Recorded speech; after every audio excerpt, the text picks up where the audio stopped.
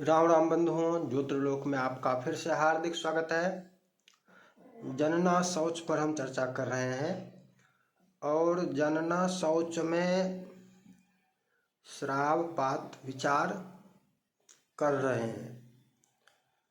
जनना शौच में कई पक्ष होते हैं, यह भी मैं चर्चा कर चुका हूँ कि सूतिका के लिए एक पक्ष है, पिता के लिए एक पक्ष है, सपिंडों के लिए भी एक पक्ष है, पितृकुल के लिए भी एक पक्ष है और संसर्गियों का भी एक पक्ष हो जाता है। सबके लिए भिन्न भिन्न विचार होता है। श्रावपात में चर्चा हो चुकी है। आज हम मुख्य रूप से पिता के लिए श्रावपात प्रसव पिता के लिए अशौच विधान को समझेंगे। पिता के पश्चात अन्य सपिंड आदि का फिर देखेंगे। तो पहले एक बार श्राव और पात को पुनः थोड़ा सा संक्षेप में समझ लेते हैं, क्योंकि पीछे विस्तार से चर्चा पूर्व वीडियो में हो चुकी है। श्रावे ये चतुर्थात भवेत श्राव, चतुर्थ मास तक श्राव, और पातः पंचम खष्ठयो, पांचवें और छठे माह में पात होता है। तत्पश्चात प्रसव। श्राव में श्रावे मातुस्त्रिरात्रम स्यात्, सपिंडा शौच वर्जनम, माता के लिए त्रिरात्र और सपिंडों के लिए शौच की वर्जना श्राव में। पाते मातुर यथा मासम, पात में माता के लिए मास की संख्या के अनुसार अर्थात पांचवें माह में 5 दिन और छठे माह में 6 दिन। सपिंडा नाम दिनत्रय, सपिंडों के लिए त्रिरात्र। पिता के लिए श्राव में सचैल स्नान, बस अशौच का निवारण हो, इससे अधिक अशौच नहीं। पिता के लिए संसर्ग का प्रभाव तो आएगा ही, संसर्ग रहेगा तो संसर्ग अपना प्रभाव करेगा ही करेगा। संसर्ग होने पर सूतिका के समान, संसर्ग रहने पर अशौची के संसर्ग में रहने पर अशौची जब तक अशुद्ध रहेगा, अशुचावस्था में रहेगा, तब तक के लिए अशौच मान्य। संसर्ग रहित होने पर जो विधान है कि अमुक के लिए अमुक, अमुक के लिए अमुक दिन, वो समाप्त हो जाता है। तो पिता के लिए श्राव में, श्राव का तात्पर्य प्रथम, द्वितीय, तृतीय और चतुर्थ मास सचैल स्नान मात्र, इससे अधिक कुछ नहीं। वैसे कुछ एक पक्ष नखबाल का भी है कि नखबाल बनाए, लेकिन ये दूसरा पक्ष यह है कि नहीं भी बनाए, इसकी आवश्यकता नहीं है। पुनः पात में अर्थात पांचवें और छठे माह, पात में भी सचैल स्नान ही है, किंतु पात में सचैल स्नान न करने पर, जब तक नहीं करता है तब तक स्पर्शा शौच होता है। पिता के लिए भी तब तक पिता के लिए स्पर्शा शौच की मान्य है। सचैल स्नान के पश्चात त्रिरात्र, क्योंकि सपिंडा वहां भी कहा गया है, पाते मातुर यथा मासम सपिंडा नाम दिनत्रयम, सपिंडों के लिए भी 3 दिन की व्यवस्था है पात में, पिता के लिए भी 3 दिन है। त्रिरात्रा शौच पिता के लिए भी पात में है। कर्मा शौच, अब ये कौन सा शौच है? ये कर्मा शौच होगा, स्पर्शा शौच नहीं होगा, ये कर्मा शौच होगा। स्पर्शा शौच सचैल स्नान से ही समाप्त हो जाएगा। और प्रसव में अब प्रसव पर आते हैं और पिता के लिए विचार करते हैं पुनः। वैसे जनना शौच में जो समझे वही चर्चा है मुख्य रूप से, लेकिन थोड़ा सा इस प्रकरण में और गहराई से, गंभीरता से समझते हैं। प्रसव में सचैल स्नान से पूर्व, ध्यान दीजिएगा, स्पर्शा शौच, सचैल स्नान से पूर्व जन्म में स्पर्शा शौच, सचैल और सचैल स्नान करने के बाद स्पर्शा शौच समाप्त। पुनः पुत्र का मुखावलोकन मुख दर्शन करने के बाद पुनः सचैल स्नान आवश्यक। और 10 दिन तक पिता के लिए कर्मा शौच, स्पर्शा शौच नहीं है, पिता के लिए स्पर्शा शौच नहीं है, कर्मा शौच है, इसको समझना होगा। 10 दिन तक कर्मा शौच पिता के लिए है। और स्पर्श होने पर स्पर्शा शौच भी हो जाएगा, कब? संसर्ग होने पर। सूतिका का संसर्ग स्पर्श हो जाने पर, संसर्ग हो जाने पर स्पर्शा शौच भी पिता के लिए हो जाएगा। यहीं पर अब एक प्रश्न जो आता है कि सबको हो जाता है, कैसे? तो इसमें एक ही कारण है परिवारजनों के लिए कि परिवार के सभी सदस्य संसर्ग में रहते हैं, सूतिका के संपर्क में रहते हैं, और परिवार के सभी सदस्य संसर्ग में हैं, इसलिए सभी परिवार के सभी सदस्य को असौचवत संसर्गवश जनना शौच में क्या मुख्य कारण है? संसर्ग मुख्य कारण है। संसर्गवश अन्य सभी को।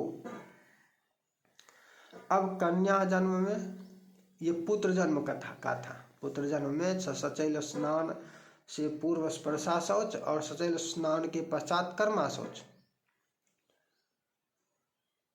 पुत्री में स्पर्शा शौच है ही नहीं पुत्री जन्म में, और सचैल स्नान भी नहीं। पुत्री में न तो स्पर्शा शौच है और स्पर्शा शौच नहीं है तो सचैल स्नान भी नहीं है। अब इसको एक अन्य प्रकार से लिखना हो तो लिख सकते हैं इसको, कि किस स्थिति में क्या। सबसे पहले लिखना होगा तो श्राव में स्पर्शा शौच है, सचैल स्नान से समाप्त। कर्मा शौच नहीं। श्राव का तात्पर्य चतुर्थ मास तक।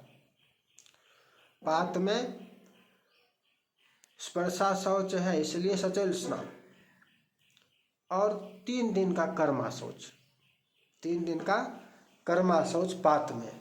सूतिका की चर्चा पूर्व में कर चुका हूँ, पूर्व चर्चा हो चुकी है सूतिका संबंधी। अभी पिता के लिए चर्चा कर रहे हैं, सूतिका पति के लिए।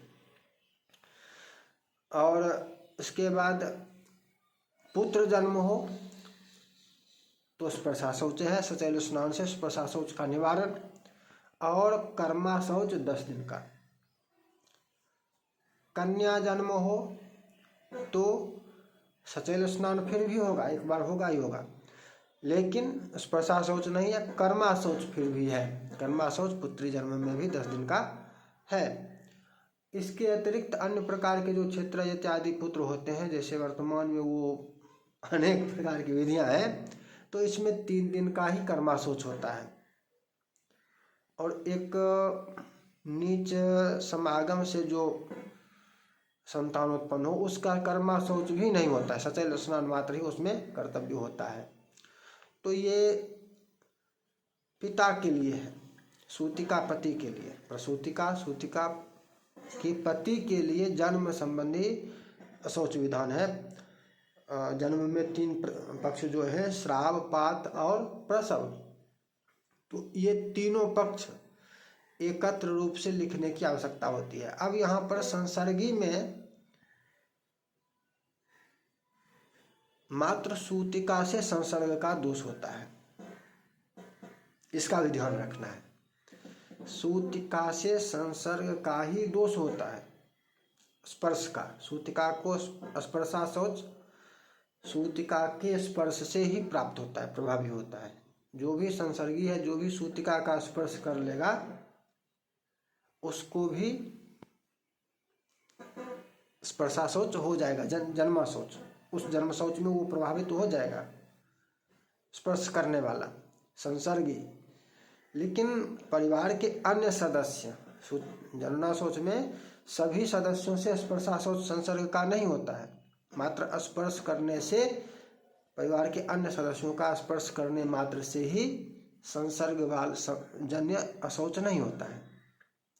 हाँ, शैया, यान, आसन इत्यादि प्रकार से स्पर्श मात्र से नहीं, लेकिन अन्य प्रकार से संसर्ग हो जाए, एक शैया पर बैठे, एक शैया पर, एक आसन पर बैठे, एक शैया पर शयन करे, अत्यधिक निकटतम हो जाए, मात्र स्पर्श नहीं हुआ, भली भांति हो जाए, एक पात्र में भोजन कर ले, अन्न ग्रहण कर ले, उसका भोजन कर ले, तो इस प्रकार से वहां पर संसर्ग हो जाता है मान्य। स्पर्श मात्र से मान्य नहीं होता है। जन्मा शौच में सूतिका के अतिरिक्त अन्य पिता हो या अन्य परिवार के जो भी सदस्य हो, वो भले ही संसर्ग में हो, भले ही अशौचावस्था में हो, किंतु अन्य को स्पर्शा शौच नहीं होता है। इसलिए अन्य के स्पर्श करने से संसर्ग जन्य दोष और अशौच की प्राप्ति नहीं होती है। तात्पर्य यह है, संसर्गी जो कहा जाता है, तो संसर्ग सूतिका का ही इसमें मान्य होता है। सूतिका का स्पर्श करने से ही इसमें कहा जाता है। और संसर्ग और स्पर्श में अंतर भी समझना होगा। स्पर्श का तात्पर्य है मात्र स्पर्श, और संसर्ग का तात्पर्य है स्पर्श रहित होने पर भी एक स्थान पर संसर्ग होना, एक आसन पर कुछ काल बैठना, एक आसन पर बैठना, एक शैया पर स्थित होना, अति निकट हो जाना, ये भी संसर्ग होता है। संसर्ग में सांस यदि टकरा जाए, सांस की वायु यदि एक दूसरे से मिले तो वो भी संसर्ग में मान्य है। तो अन्य से संसर्ग का अधिक महत्व नहीं है, मुख्य रूप से स्पर्श का महत्व नहीं है, संसर्ग का महत्व है। परिवार के अन्य सदस्यों से, सूतिका के परिवार के अन्य सदस्यों से संसर्ग हो तो वह उससे प्रभाव होगा, स्पर्श मात्र से प्रभाव नहीं होगा, क्योंकि स्पर्शाशौच अन्य को नहीं होता है। ये थी आज की चर्चा। अशौच संबंधी बहुत सारी चर्चा की गई है और इसके लिए प्लेलिस्ट है अशौच प्रकरण। आपको अशौच संबंधी अनेकानेक जो चर्चा है उनको सभी को क्रमशः समझेंगे, तभी अशौच प्रकरण में गंभीर ज्ञान प्राप्त हो सकता है। और जितनी चर्चा हम कर रहे हैं, आपको संभवतः इतनी चर्चा भी अन्यत्र मिलने वाली नहीं है। असंभव नहीं है, अहंकार नहीं होना चाहिए, अहंकार करना नहीं चाहिए, मिल सकती है, संभव है, किंतु ऐसा लगता है कि सरलता से संभव नहीं है कि इतनी चर्चा आपको अन्यत्र मिले। तो अशौच प्रकरण प्लेलिस्ट आपको ढूंढना होगा। प्लेलिस्ट में जाके आप, या अशौच प्रकरण संबंधी प्लेलिस्ट का लिंक यहाँ ऊपर आपको आई बटन पर या वीडियो के अंत में भी मिल जाएगा। अशौच प्रकरण नहीं मिलता है तो प्लेलिस्ट में जाइए, चैनल पर जाइए, प्लेलिस्ट में जाकर अशौच प्रकरण देखिए, और अशौच प्रकरण में आपको अशौच संबंधी अनेकों वीडियो मिलेंगे, अनेकों चर्चा उसमें की गई है। आगे भी भविष्य में भी और चर्चा करनी है, और भी चर्चा होने वाली है क्रमशः इसी प्रकार से। अब जैसे सपिन्नों के लिए थोड़ा सा समझ लेते हैं। सपिन्नों के लिए पात में त्रिरात्र कौन सा? अच्छा, इसमें एक और बात है, त्रिरात्र होने पर नखवाल का दोनों पक्ष है। एक पक्ष है कि नहीं और दूसरा पक्ष है हाँ। तो इसमें जहाँ पर जो परंपरा से प्राप्त हो वो व्यवहार ले, उसको स्वीकारे। यदि नखवाल की परंपरा हो बनाने की तो उसको ग्रहण करे, यदि नखवाल बनाने की परंपरा ना हो तो ना ग्रहण करे। किसमें? श्राव और पात में। श्राव और पात में, प्रसव में तो है ही नहीं नखवाल की व्यवस्था। श्राव और पात में नखवाल संबंधी व्यवस्था जो हो वो ग्रहण करें। फिर मिलेंगे नई चर्चा के साथ। जय जय श्री राधे।